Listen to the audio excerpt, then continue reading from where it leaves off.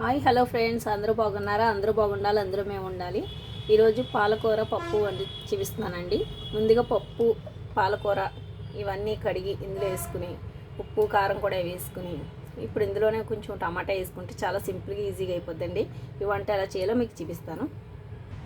ఇప్పుడు మనం ఈ పప్పులో టమాటా, పచ్చిమిర్చి, చింతపండు కూడా వేసుకుందామండి. ఈ విధంగా వేసుకుని మనం కుక్కర్ మూత పెట్టుకుందాం.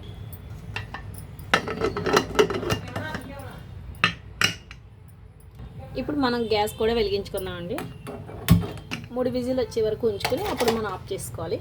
అంతే, పప్పు తాలింపు పెట్టేసుకుంటే పప్పు రెడీ.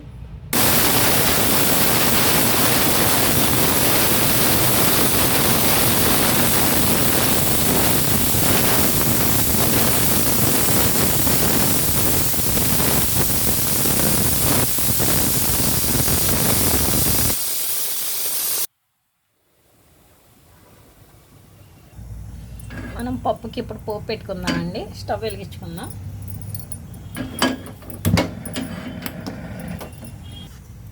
ఆయిల్ వేసుకుందామండి.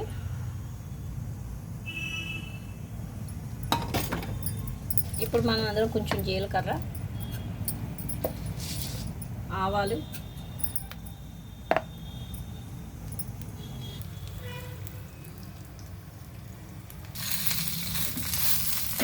పోపు బాగా వేగిపోయింది కదా, ఇప్పుడు మనం పప్పులో వేసేద్దామండి. పోపు బాగా కలపాలి.